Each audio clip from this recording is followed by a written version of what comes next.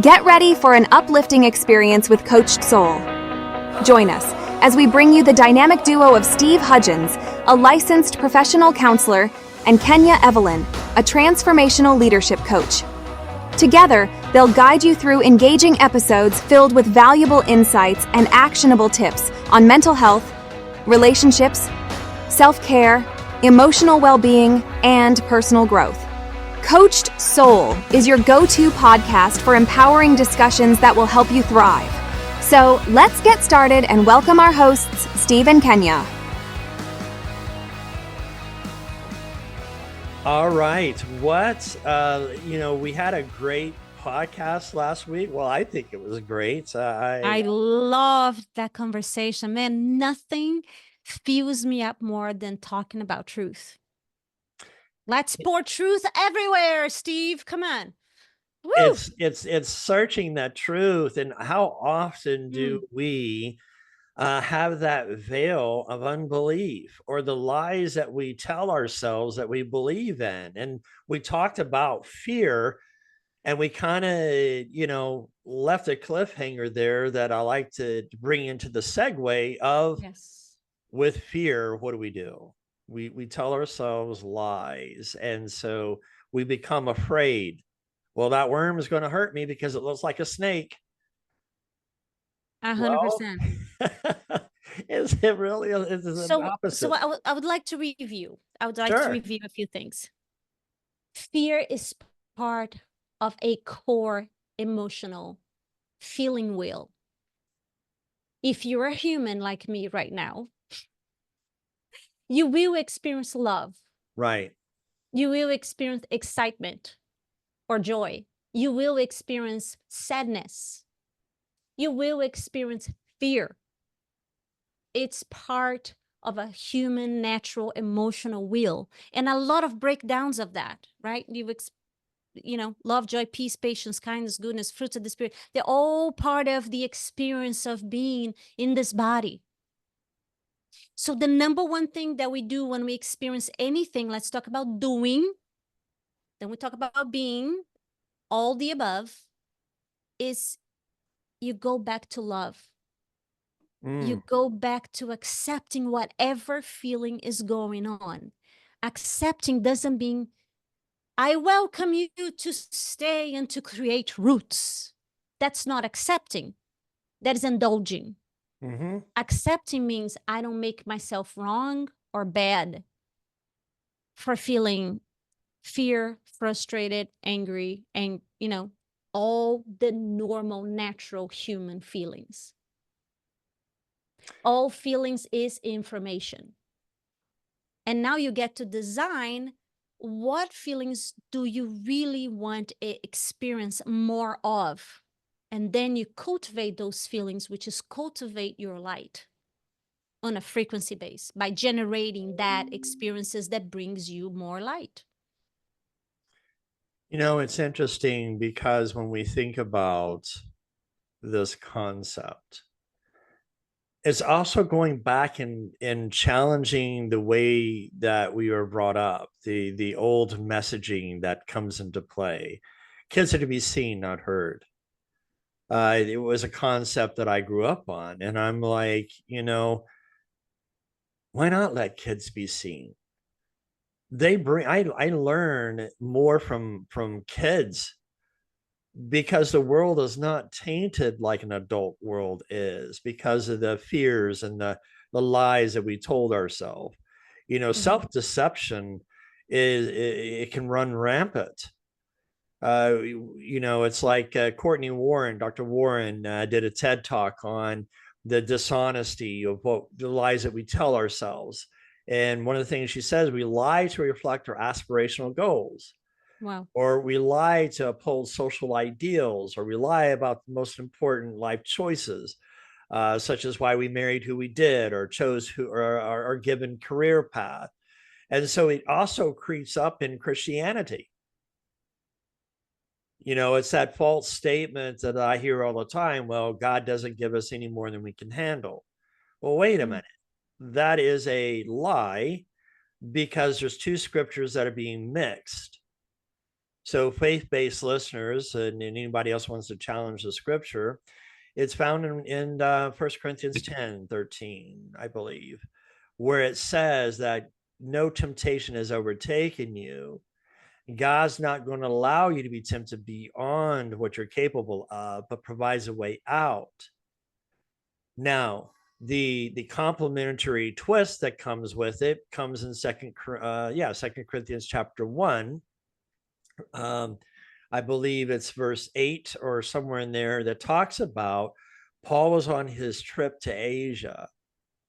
And it says, look, we've been perplexed. We've been just hammered hard that God gave us more than what we were able to carry. That's so much that we despise life in itself. Wow. So it's about finding truth among a message that seems to be true. So it's how do we work, or what are some things that we can do, Kenya, to work with truth and stop telling lies to ourselves? Mhm.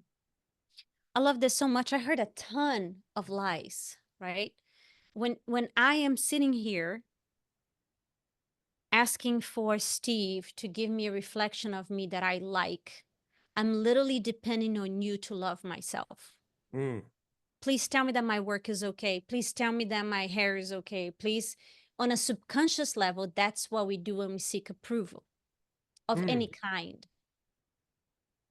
So to live a life of truth is to really wake up. This is for me. This is my own self-care routine. I'm putting it out there because I have mastered. Actually, we talked about this prior to recording, dear listeners, that my choice is to only share the things that I have processed.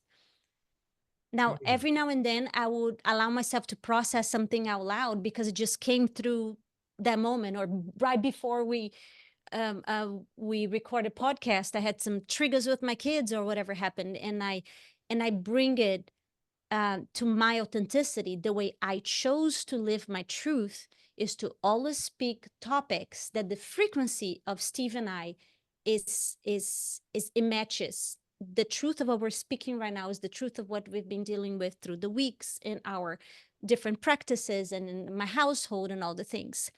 So the number one routine that I have for truth is to look in the mirror and to accept what I see without looking at where my flaws are. Mm. And I'm speaking with every woman out there. I know you're gonna get me. You know, before, first thing in the morning, after you do the bathroom thing, you change your clothes, you look in the mirror and like, ugh, I wish I was this down. I wish I was, this was a little harder. I wish, you go through all your wish list, which is you talking to your own body, me talking to my own body in a way that is less than love. But Now sometimes, go ahead. well, I was going to say, sometimes I think that we set ourselves up for failure too. If that is how you start your day, what do you think the frequency is? Right. That is not acceptance, is another word for love. Mm-hmm. Okay, so the first time I heard this, because I can hear other people, depending on where you are in the spectrum of the journey, I can hear some questions like, how am I supposed to accept this? This is crap. How am I supposed to, his behavior, she does this, and my mother-in-law, my mom this, my sister, whatever. How am I supposed to accept? It's very simple. Everything that is in your field is a lesson, regardless of your line of thought. You can call this Earth School. You can call this is my one lifetime or many lifetime. I don't care what you believe. This is all information. It's part of your journey. It's part of your becoming. Right. But if you live on your becoming, God will only give it the stuff that you quote, you're not living in the now. So what acceptance does, it brings you back to the present moment where truth lives here and now. Fear, why is it false? We talk about false experience appearing real because it doesn't exist. Fear is based on past experience, that you're projecting over the future, which creates anxiety of what ifs. But what if doesn't exist? It I want only to. exists now. So please Oh, let me just yeah. finish this thought. When you're in the mirror and you know that you're 10 pounds overweight, but you accept it's like, you know what? You're good and you're Mm. beautiful just the way you are. And I get to choose to keep improving, but I am great now. It's different. No, and I'm glad you finished that because that's where I was going to go with this, is that I was processing what you said earlier, and I'm like, how can we be able to flush this out even further by digging deeper? Because some exciting things are going to happen to this podcast coming up. And so we're changing the name and the logo soon. I don't want to go much into details, but I Dun, dun, dun, dun, dun, created, dun, dun. right? I was able to create a logo based upon information, the feedback that was given back to me. Beautiful. So the logo I created wasn't that I was seeking approval, because I already knew I liked it.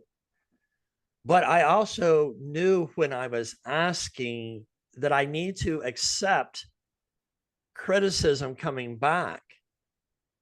So I sent the logo down to my cousin, and he's like, explain this. Mm-hmm. And I'm like, isn't it obvious? It was obvious to me, but not to him. Yes. But if I lived in the fear and telling myself a lie, I would have pushed back against his criticism about him not understanding.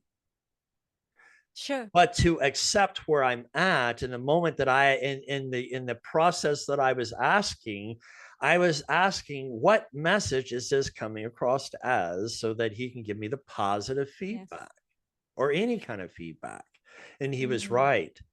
There was a misunderstanding about the branding within the logo. So I went back and I thought about it, and I just changed three words that are already there to three different words, and he got it. So it's learning that when we ask a specific question, are we willing to accept the good, the bad, and the ugly, and not live in denial? Well, that just person doesn't love me. That person doesn't like me because of what they said to me. They're just jealous. So how do you work with those frequencies, Kenya, about self-deception and that, because in lying to ourselves, we get into denial, rationalization, projection, polarized thinking, emotional reasoning, overgeneralization. I mean, these are the lies that we tell ourselves every day. Is to So recognize that those are lies. So here's my homework number one, pen and paper, or not if you're driving. What do you wish to hear? What is the feedback that you're craving? What resonates true? What would light up your day? It could be as silly as, I love your eyes. Ooh, your smile is incredible. Or the tone of your voice really does something. Whatever it is, give it to yourself. right. Give it to yourself. So when I decided to put me first, it was a decision of breaking a generational curse of mothers across all time and space, as long as I can go, mother, grandmother, great-grandmother, of giving from a place of sacrificial giving, which they're not living for themselves. They're living as martyrs. As I give everything to my children, that means I'm a great mom. As I put myself last on the list, or not even make it to the list, is kids and husbands, communities, whatever. That means I'm a good person. Right. And when I woke up to the reality that I was not vicariously living, but I was just repeating. I was repeating that generational frequency, really ingrained in my honestly, in my DNA, in all my surroundings. And then of course I would attract people that would do the same thing in my community. And I was like, wait a second, I don't want my daughter to repeat that. I want my daughter and my boys, but especially my daughter, because she's the one that's going to become a mama, to come from a place of complete overflow. And dear listeners, this might be so elementary or mind-blowing. Are you ready? You can only be in overflow if every time you give, you receive double. Double or more. Otherwise, the math is equal. It's not overflow. If you give one and receive one, if you speak truth and receive truth, you're not in overflow. But if every time you give, you receive double or triple or fourth, you are in overflow. Now, I don't care how you're languaging this. Okay, and are you talking about truth, fear? Are you talking about motherhood, give and receive? Are you talking about fatherhood? I'm talking about being a human. It never happens separately. It's all connected. Work, life, house, kids, single or married, it's all connected. How you're doing things, how you do everything. So if you're standing up to hear truth and ask God and divine guidance to show you light, he will also show you shadow, because it comes together. You know, what you're resonating with me is what I would like to also tie in with our last podcast on fear, to conquer that, to recognize the lies that we tell ourselves, is to be brave enough to confront our reality. There we go. Because we frequently lie to ourselves, like, well, I'm this way because it's my upbringing, but I'm deferring my responsibility for my choices. There is no responsibility, dear. I hear Right. Zero responsibility. Right. This is just the way I am, take it or leave it. Beautiful. Do you want to recreate the results of your parents, your great grandparents? And I hold this sacred with you, because I received a lot of gifts from my parents and grandparents, but I'm specifically talking about the things that doesn't work and we keep repeating out of unawareness. So here's step number 1, become aware. If you're not aware, you're gonna, in your second homework, ask 3 people around you. They will give you feedback, and now you get to receive it. So in preparation for teaching at Rogers State University, I'm putting together some curriculum that I think is important, especially as therapists, and to look at things outside of the box of thinking. I saw recently a clip which I'm using in this class, and I want to use it here. It comes from NBC TV show, The Irrational. Here he is, he's a professor that's teaching, but also helps the police. And he plays this clip that says, "That is embarrassing." And it's a chant that continues on and on. And he says, "I want you to identify, what is it that you're hearing?" And they put up what they hear, because they're resonating what they see on the screen. He says, "Now what I want you to do is I'm going to throw up phrases that kind of match what we're hearing. Identify." So he throws up, "That's my receipt. This is different ones." And by the end of it, all of them agreed what they saw and what they were hearing. Bart Simpson is bouncing. That is embarrassing. And he talks about that. What we see is it's the signals into our brain that creates a false sense of reality. It's not our reality. And that's how lies kind of creep into ourselves. So it's taking that time to process, not jumping on the bandwagon. Oh my gosh, the sky's falling in, like Chicken Little story would be. But it's taking that time to be able to confront, what is my reality? Because oftentimes, I mean, how many times, magic, I'm at a magic show. And will you be courageous There you to go. really be responsible for that creation. You and I, and you, my darling listeners, are responsible for the creation of your daily repeating patterns or new patterns. Right. It's very simple. Just look at the results. Everything is information. And I can tell you now that once you are courageous to say, I want change, and the change I want is XYZ, get clear. I want more connection. I want intimacy. It's not a homework of doing, it's a being. Right. I want to receive. For all the mothers out there, 90% of us carry one pattern: givers and not receivers. Mm-hmm. Okay, here's the problem. It's what I just said is made up. There is no, the energy of give is the energy of receive.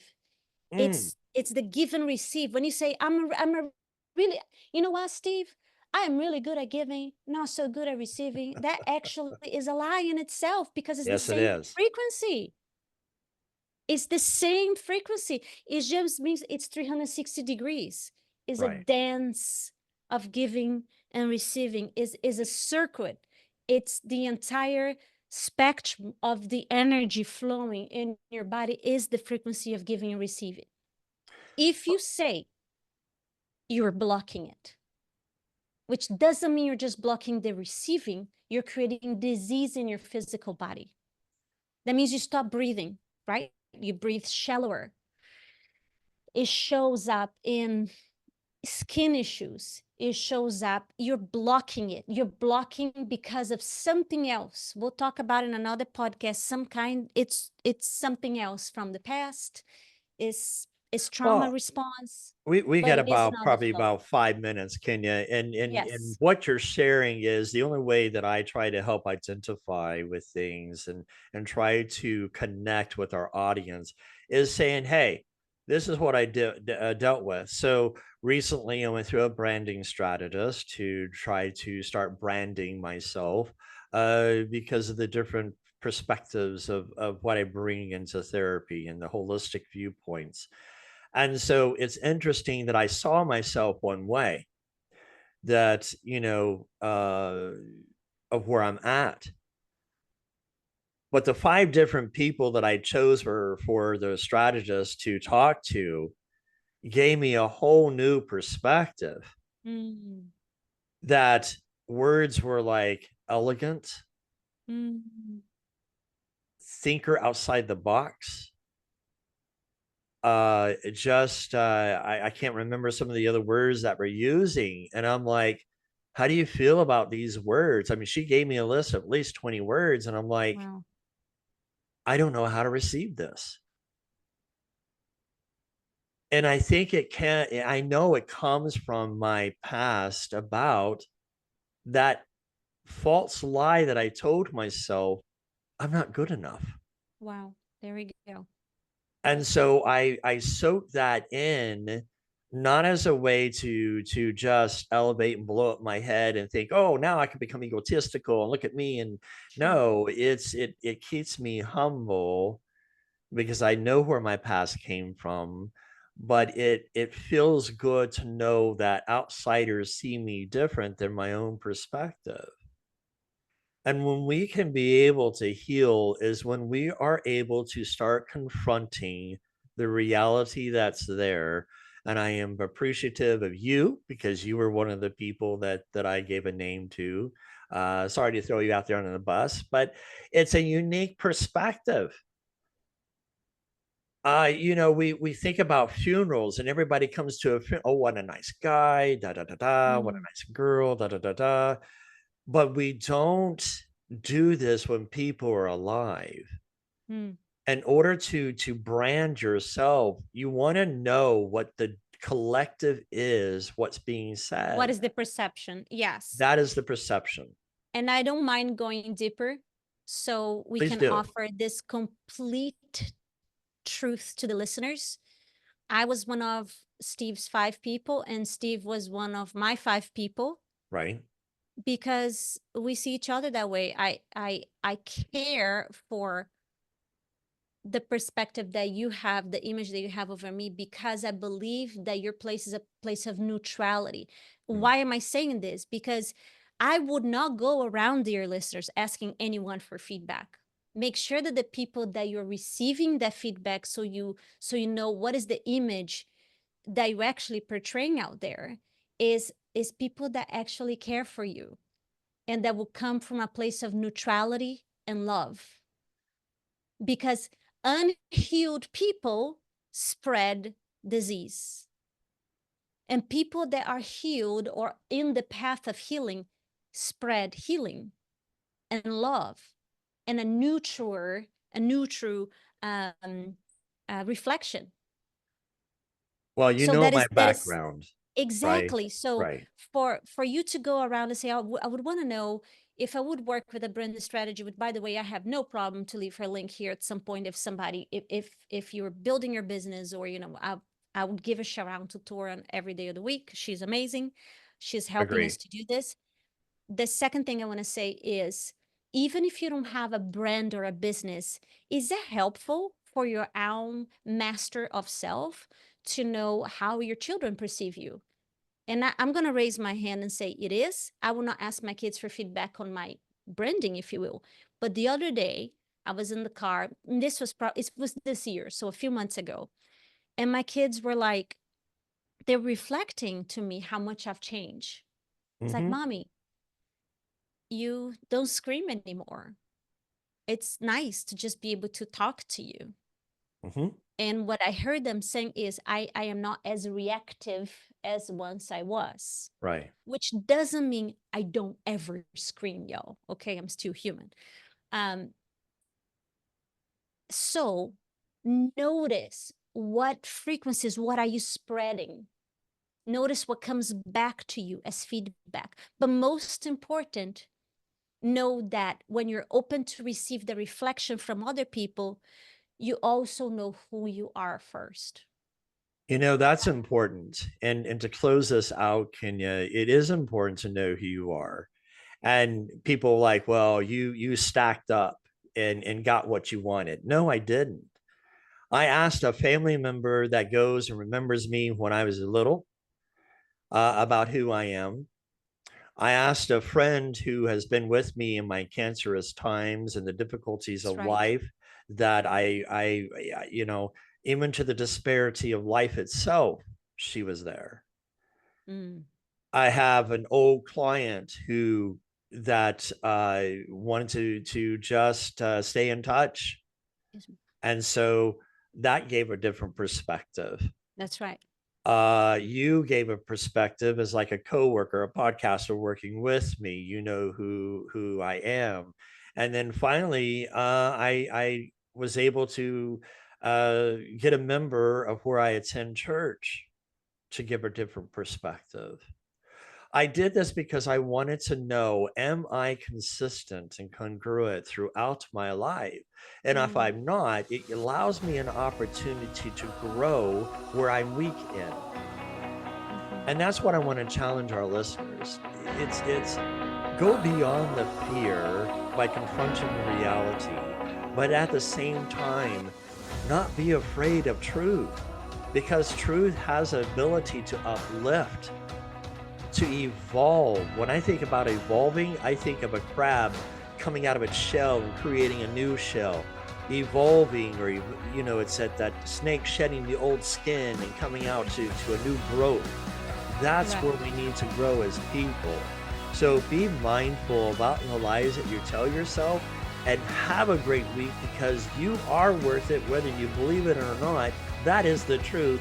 You are worth it. Have a great week.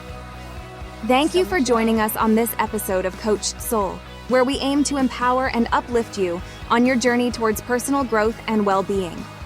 Remember, as you navigate through life, you don't have to do it alone.